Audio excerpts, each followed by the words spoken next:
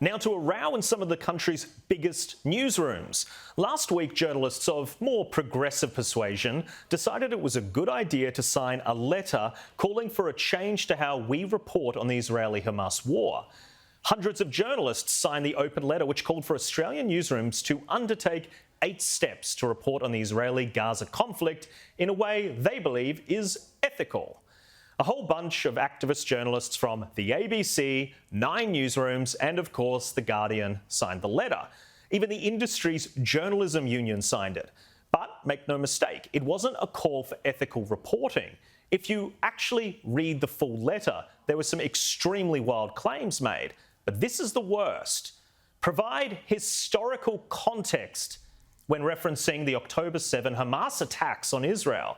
The conflict did not start on October 7, and it is the media's responsibility to ensure audiences are fully informed. Now, that is a disgusting line which seeks to force journalists to actively justify the terror attack. It is a line which suggests, yes, the attack was bad, but, and the word but should never follow a description of terror attacks. There is no justification for the rape and indiscriminate murder of women and the torching of children. It is not resistance. It is a war crime. And every journalist who signed this list thinks that this war crime has historical context. The obscene language in this open letter triggered 9 to ban its activist journalists from reporting on the conflict, while the ABC released this statement from its news director, Justin Stevens. As I have said several times recently, maintaining trust and credibility as an ABC staff member means you forego the opportunity to share your opinions about stories on which you report or may be involved in. You should not sign any petition that may bring into question your impartiality or that of the ABC's coverage. Well said, but one question still remains. Why have so many activists been employed by these newsrooms? Sophie, it was an extraordinary list. There were 8 points on the list. I just pulled out one that I thought was particularly egregious, but there was a whole bunch of bizarre language that was very, very pro the Palestinian side. How much of it is a problem that the ABC and to some extent the 9 newsrooms as well appear to be a bastion for people that have this kind of groupthink? Well, Jack, they can think whatever they like, but when they put pen to paper and they're reporting, they need to put their personal views to the side. And it seems with this long list of journalists, goodness knows why these journalists would put their names to this. I mean, I think this is incredibly concerning for their credibility. Clearly, some of the employers have said they're concerned about the credibility of their reporters, reporting on issues that are happening over in Israel at the moment.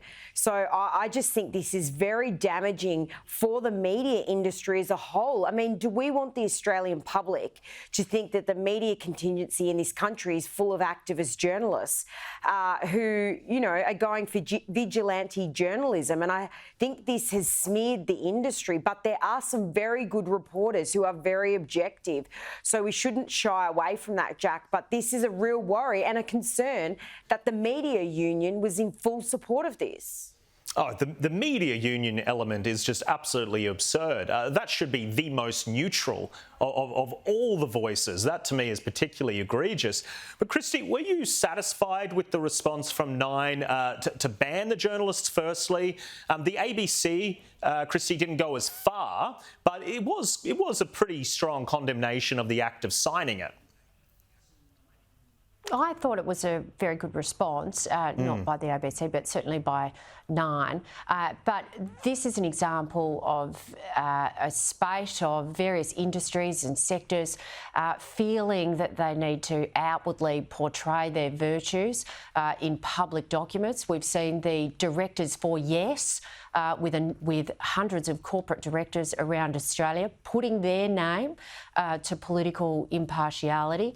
We've now seen journalists who, by their very code of ethics, uphold having to be impartial and report objectively.